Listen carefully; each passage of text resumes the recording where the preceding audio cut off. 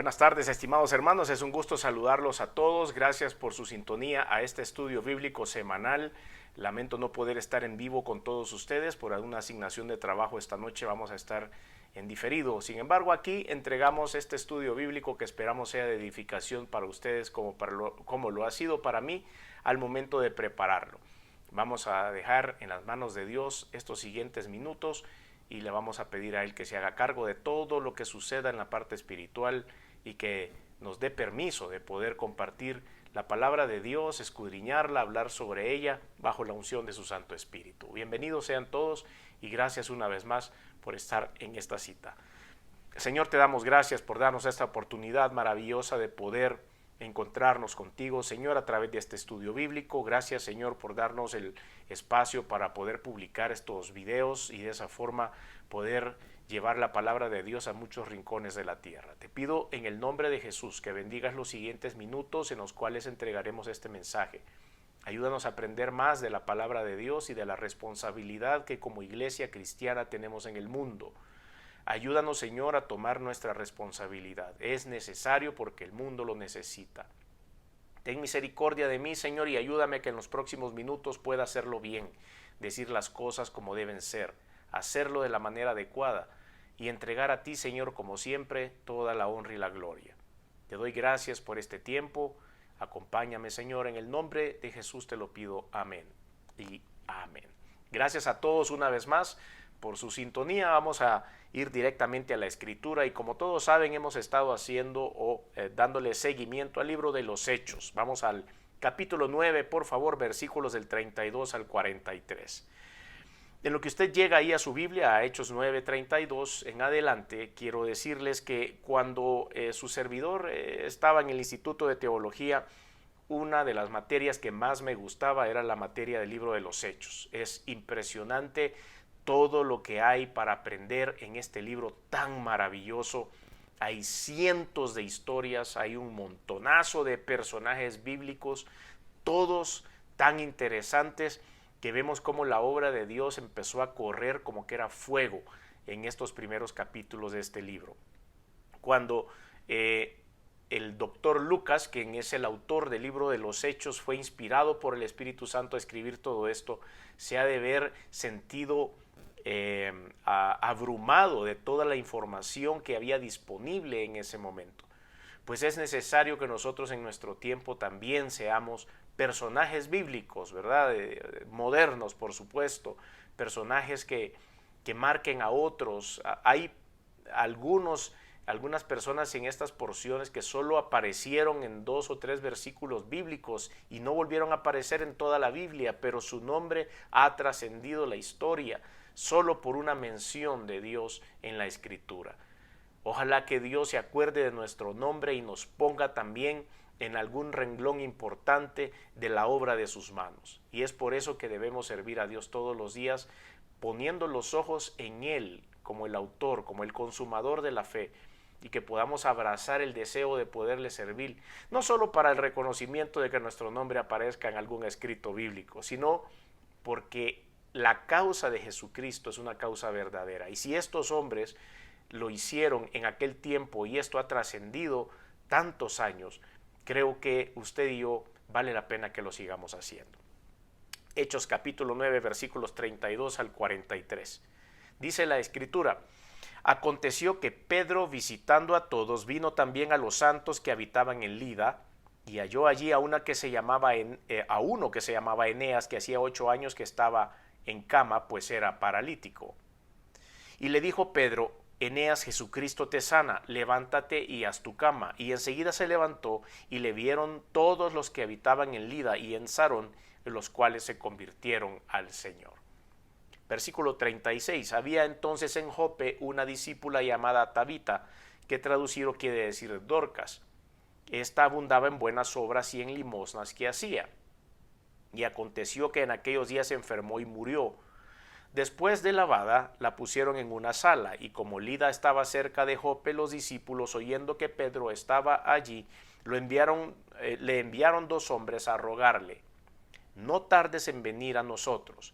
Levantándose entonces Pedro fue con ellos, y cuando llegó le llevaron a la sala, donde la rodearon todas las viudas llorando y mostrando las túnicas y los vestidos de Dorcas, que ella hacía cuando estaba con ellas. Entonces, sacando a todos, Pedro se puso de rodillas y oró, y volviéndose al cuerpo dijo: Tabita, levántate. Y ella abrió los ojos y al ver a Pedro se incorporó. Y él, dándole la mano, la levantó entonces, llamando a los santos y a las viudas, y la presentó viva. Esto fue notorio en toda Jope, y muchos creyeron en el Señor. Y aconteció que se quedó muchos días en Jope, en casa de un cierto Simón curtidor. Vamos a analizar, como siempre lo hacemos, el texto y qué era lo que estaba pasando. Aquí podemos ver de entrada, para la ubicación geográfica, hay tres ciudades que se mencionan, que son Lida, que son Sarón y que es Jope. Lida y Sarón están en más o menos cerca del punto de Jerusalén. Podemos decir que está un poquitito hacia el noreste, como yendo hacia la costa. Jope era una ciudad costera, entonces estaban casi que alineadas las tres ciudades. De hecho, la ciudad de Lida existe hasta el día de hoy, y Lida es un nombre griego y es una ciudad situada en la Cefela, que está más o menos a unos 15 kilómetros al sudoeste de Jope, que es una de las ciudades portuarias. Fue construida por Semed de la tribu de Benjamín. Si usted quiere ver eso, lo puede ver en Primera de Crónicas 8:12. Y prosperó debido a su ubicación sobre el camino principal que había entre Jope y Jerusalén. Y también se unía el camino que iba entre Egipto y Babilonia. Por supuesto, se creó esto y tuvo un gran desarrollo por su buena ubicación. En ese lugar es a donde vivía este personaje Eneas, de quien ya vamos a hablar. No hay mucha historia de qué hablar de él, pero es importantísimo por la relevancia que tiene lo que le sucedió a este hombre. En el día de hoy puede usted ver que la ubicación de Lida todavía es importante para Israel, en el Israel actual. En el año de 1970 contaba con 27.100 habitantes, y fue ahí donde se inauguró el aeropuerto internacional Ben Gurión de Israel, que es el aeropuerto donde todo el mundo llega. Si usted quiere ir a Israel, pues ahí está. Está localizada a 17.5 kilómetros de Tel Aviv. Eso es todavía. Ahí pasa también un nudo ferroviario y sí, hay miles de cosas que visitar, lugares que visitar, como la tumba de San Jorge. Quizás es una de las cosas más visitadas en la zona. El nombre Eneas es un nombre griego. Esto tiene una característica. Es un nombre griego. Lo vamos a analizar después. Puede implicar que este hombre era gentil o era un judío helenístico, es decir, que tenía raíces griegas. Puede ser que también este hombre hablaba griego y había adoptado costumbres griegas aún siendo judío. Esto tiene una connotación. Entonces, como ven, ustedes se ubican en un mapa de Israel y vamos a ver a Jerusalén, y después un poquito al norte, hacia la izquierda del mapa, vamos a ir viendo estas ciudades que nos llevan hasta la costa en Jope. Veamos lo que acontecía entonces. Aquí van a ver algunas personas importantes. Aconteció que Pedro, recuerdan toda la historia que hemos estado viendo a lo largo y ancho del libro de los Hechos, y cómo hemos ido viendo cómo se ha desarrollado el ministerio. Pedro, visitando a todos, vino también a los santos que habitaban en Lida. Es importantísimo lo que está haciendo Pedro, que le debe ser la obra de la iglesia hoy día. Hemos titulado este mensaje El compromiso de la iglesia, y vamos a ver 3 puntos importantes de los cuales la iglesia debe tener cuidado hoy día para que sea tan fuerte la iglesia como lo fue en estos tiempos que estamos analizando. Entonces vemos que Pedro, visitando a todos, no dejaba a nadie por fuera. Pedro fue a los lugares.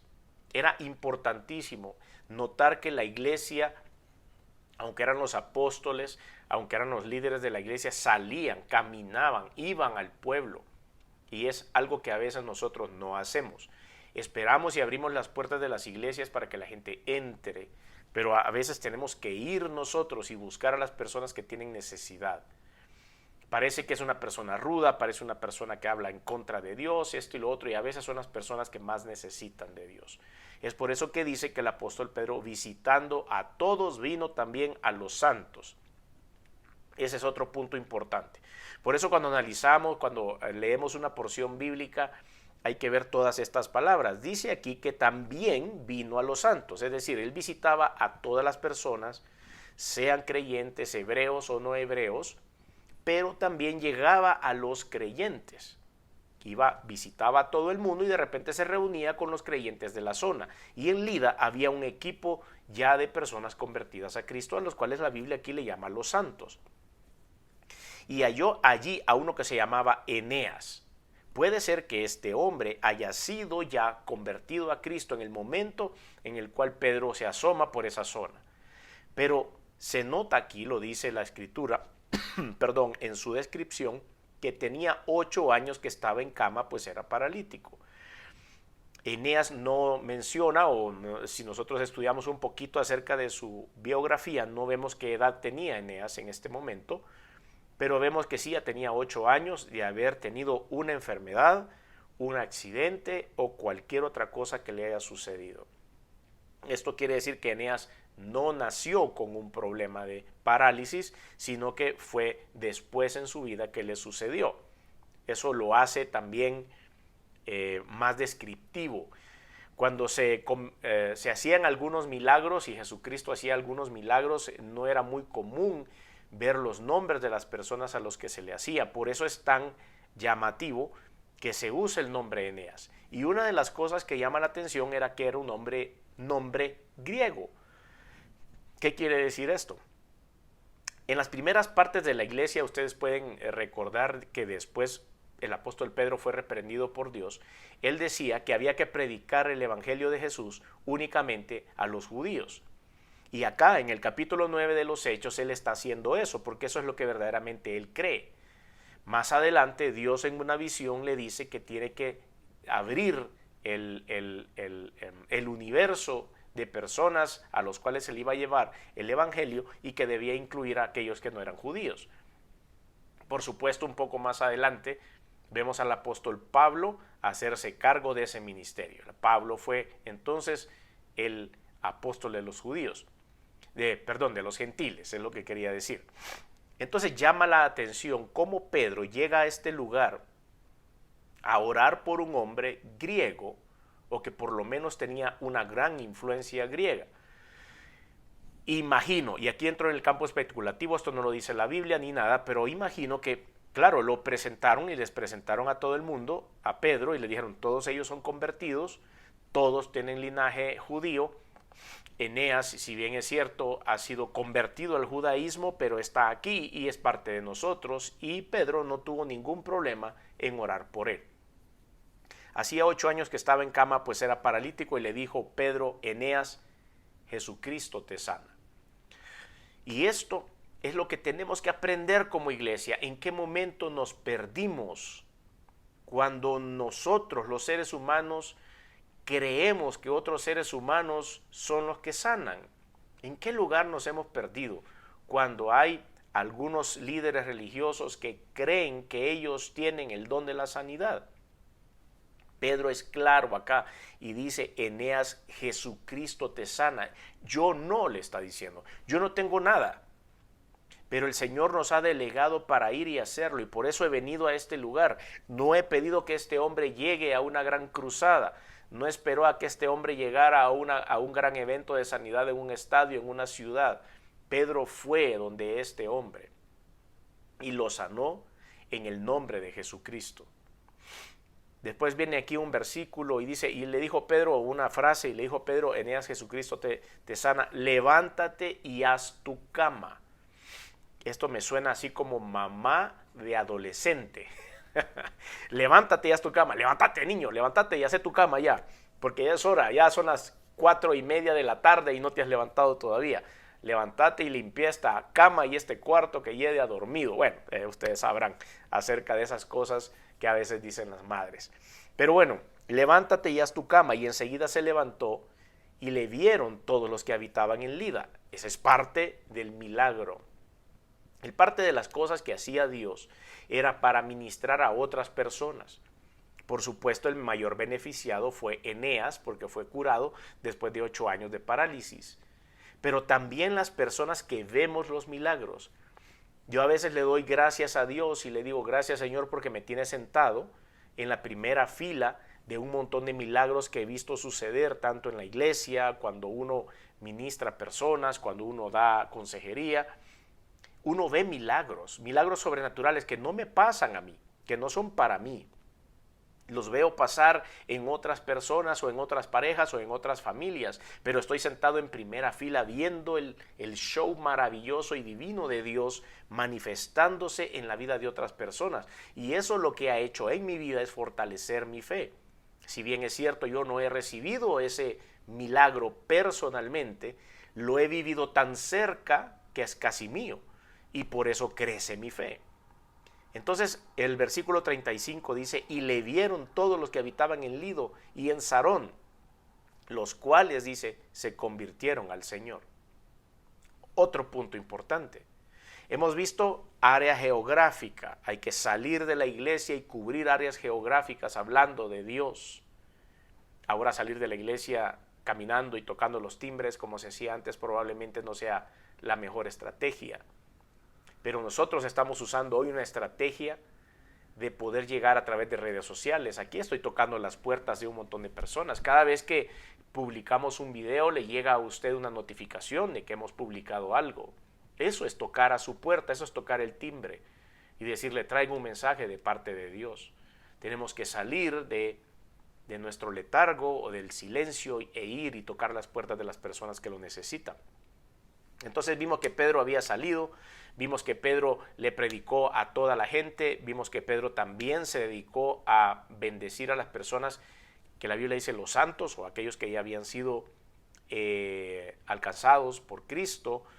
Vemos cómo empieza a hacer un milagro transformador y hay una interacción la cual podemos disfrutar acá entre Eneas y Pedro. Vemos que hay amor de parte de Pedro a Eneas, porque para hacer una sanidad de ese calibre hay que tener amor, no se puede hacer así nomás. Enseguida se levanta y le vieron todos los que habitaban ahí, o sea, hay un testimonio para las personas alrededor.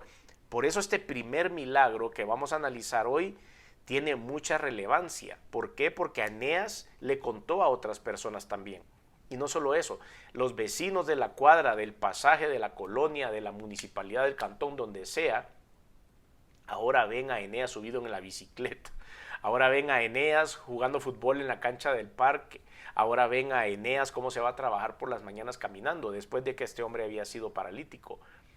O sea que el milagro y la conversión de los que le vieron del versículo 35 se extendió más conforme iba pasando la vida de Eneas. Eneas se convirtió entonces en un embajador del mensaje de Dios y a él se lo pasó Pedro. Y ven cómo las cosas se van desarrollando, es sobrenatural esto. Vamos al siguiente milagro que está a partir del versículo 36 de esta persona llamada Dorcas. Y dice, habían entonces en Jope una discípula llamada Tabita, que traducido quiere decir Dorcas. Es lo mismo, estamos hablando de hebreo al griego. Esta abundaba en buenas obras, o sea, la persona era buena gente. Dorcas era buena gente. Y en limosnas que hacía, tenía un buen corazón y se daba de sí misma a los demás. Y aconteció que en aquellos días se enfermó y murió. Después de lavada, dice esto, por supuesto es parte del ritualismo hebreo de el tratamiento a los cadáveres, por supuesto, había que lavarlo, se suponía para quitar la inmundicia. No habían los tratamientos que hay hoy, las personas no duraban tanto, los cuerpos de los fallecidos no duraban tanto tiempo, había que lavarlo y después ponerlo en la sala de su casa, no habían lugares velatorios como los hay ahora, y se velaban en su casa y después procedía al entierro, por supuesto. Y como Lida estaba cerca de Jope, las ciudades, como lo dijimos al principio, Los discípulos, oyendo que Pedro estaba ahí, le enviaron 2 hombres a rogarle. ¿Qué discípulos?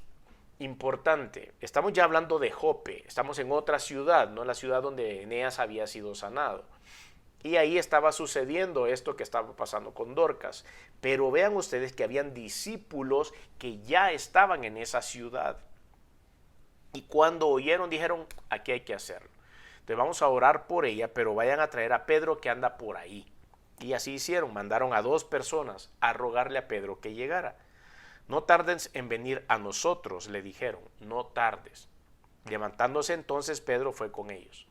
¿Qué vemos ahí también de parte de Pedro? Hay un sincero deseo de servicio.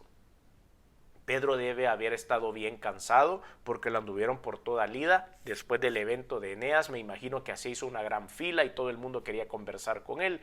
Todos querían que oraran por él y todos querían oír el mensaje. Y de repente, por supuesto, algún milagro. Entonces él debe haber estado cansado, pero ese no era el problema. Levantándose entonces, Pedro fue con ellos. Y cuando llegó, le llevaron a la sala donde la rodearon todas las viudas. Recuerden ustedes que también habían poblaciones pequeñas, todo el mundo se conocía. Las viudas estaban llorando la muerte de Dorcas. Ya dijimos que era una buena persona y que compartía sus cosas. Y ellas estaban llorando y mostrando las túnicas y los vestidos que Dorcas hacía cuando estaba con ellas. O sea que ahí se habla un poquito más de este milagro también. Se usa un nombre propio y se usa una descripción más clara de la persona que estaba involucrada. Y dice que ella hacía túnicas y vestidos. O sea, era la costurera de la comarca. Entonces, por supuesto, todas las mujeres han de haber sido bien amigas de ella porque las vestía. ¿No es cierto? Era una de las conocidas, era como la diseñadora de modas, si lo quiere ver así, de Jope.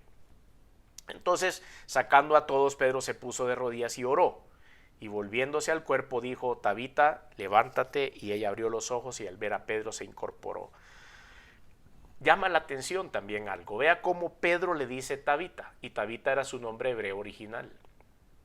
Y él así la llama, no le dijo Dorcas, la llamó con su nombre original. Levántate. Y ella abrió los ojos y al ver a Pedro se incorporó. Ahí está uno de los milagros más sobrenaturales porque la persona estaba fallecida. Y Pedro había llegado primero donde Eneas y podemos decir ese milagro estaba fácil porque Eneas era parapléjico pero estaba vivo. Pero este tiene otra complejidad porque la mujer estaba muerta, ya no había vida en ella y la vida retornó a ella. ¿Ustedes creen que Pedro se pudo haber quedado con esa gloria? Dice la palabra de Dios que él tiene la potestad de dar la vida y de volverla a tomar. Y en este caso tuvo la potestad de volverla a dar. Pedro no se puede quedar con esa gloria. Un rayo lo hubiera partido por la mitad si se queda con esa gloria. ¿Cómo puede alguien en el mundo decir que va a sanar o va a resucitar a alguna persona si no es en el nombre de Cristo y con el poder de Dios? Es imposible. Entonces dice, y él dándole la mano la levantó. Entonces llamando a los santos y a las viudas las presentó viva. Esto fue notorio en todo Jope. Es muy cuidadoso Dios en decir que fue notorio en todo Jope. Nada de lo que está escrito en la Biblia se hace en el secreto. El mismo Señor Jesucristo dijo en uno de los evangelios que nada hay oculto que no deba de saberse, porque Él no iba a hacer nada en oculto. Por eso estamos en contra de todas aquellas corrientes doctrinales que están dentro del ocultismo, de cosas que tienen procesos ocultos que nadie puede ver, porque eso no es transparencia. Dios es transparente, Jesucristo fue transparente, la palabra de Dios es transparente, se ha hecho para que todos conozcan el poder de Dios.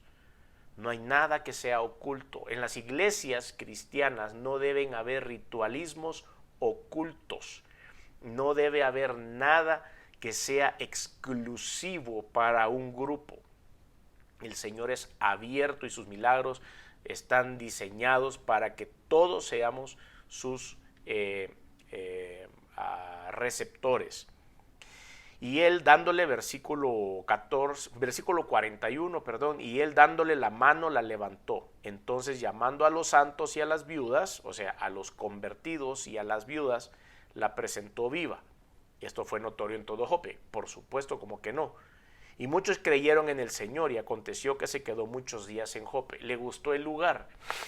Tenía buenas playas, tenía hoteles todo incluido, tenía buenas juguetes de agua, andaba en jet ski o andaba... No, no era eso por lo que se había quedado en Jope, por supuesto que no. El apóstol Pedro se quedó en Jope primero porque fue instruido por Dios para hacerlo. Ninguno de estos apóstoles y discípulos hacía nada al cálculo. Siempre había un propósito divino que había sido puesto en su corazón. Y ustedes y yo debemos hacer lo mismo. Entonces se quedó muchos días en Jope porque vio que había trabajo que hacer, porque vio que el movimiento del Espíritu Santo estaba bienvenido y él tuvo la oportunidad de llegar a muchas otras personas. No mencionamos otro milagro que sucede al lado de este, porque todo lo que sucede debajo de una resurrección, por supuesto que debe ser milagros un poco de menos quilataje que resucitar a una muerta. Pero vemos cómo hay un montón de mensajes importantes que nosotros como iglesia debemos aprender. Entonces, el primer punto que quiero compartir con ustedes en la aplicación ya de este mensaje, es que debe haber una movilización de la iglesia. Tenemos que salir, tenemos que ir. Hay personas que necesitan a Cristo y no lo saben. Hay personas que necesitan a Cristo y que saben que lo necesitan, pero no saben a dónde lo pueden conseguir. Hay personas que sencillamente andan en el mundo y conquistando al mundo, por supuesto, pero que de repente se estrellan contra algo y necesitan ayuda. Y si la iglesia no se moviliza, como lo hizo el apóstol Pedro, es difícil que lleguemos a áreas remotas en donde hay mucha gente con necesidad de Dios.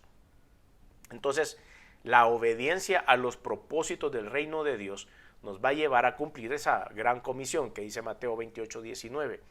El amor al romper las barreras del orgullo étnico también. Muchas veces no queremos ir a ciertos lugares porque el lugar es algo feo, porque el lugar está algo sucio, porque el lugar esto, por lo lado tenemos algunos prejuicios por los cuales no llegamos, pero tenemos que ir porque Dios nos ha llamado a hacerlo, sea quien sea, nos caiga bien o no nos caiga bien. En la gracia o en la dependencia del favor de Dios es a donde debemos de caminar, en la influencia del evangelio, en nuestra vida y en la vida de las personas que están a nuestro alrededor, y para discipular a los creyentes, para poder supervisar el discipulado de los creyentes, para completar la demanda de las necesidades de la iglesia, para que nosotros como iglesia hagamos salir de las cuatro paredes o del teléfono o de lo que sea, pero hacer algo importante para predicar el mensaje de la palabra de Dios. Cuando eso suceda, Dios va a empezar a utilizar a la iglesia. Y es aquí a donde quiero hacer referencia a un milagro que está sucediendo hoy día. Ustedes pueden buscarlo en las redes sociales y esto se está dando en la iglesia Asbury en Kentucky, Estados Unidos. Asbury University en Kentucky. Es una universidad cristiana y resulta que hay un avivamiento sobrenatural ahora mismo sucediendo. Ahora que estamos ahí, que estamos en este estudio, usted se puede ir a las noticias y va a ver que en este mes hubo un avivamiento. Ellos tienen un servicio o servicios para los jóvenes universitarios regularmente en esta iglesia y entiendo que se estaba desarrollando un servicio normal de la semana en donde llegaban los jóvenes a reunirse. Pues resulta que algo sucedió ahí, por supuesto algo bueno, y empezó a caer un avivamiento sobrenatural sobre los jóvenes ese día, en ese culto. Hemos visto en las noticias, en la contraparte, cómo hay disparos, cómo hay ataques, cómo hay asesinatos en las universidades en los Estados Unidos, en los colegios, y ese es el tipo de historia que oímos.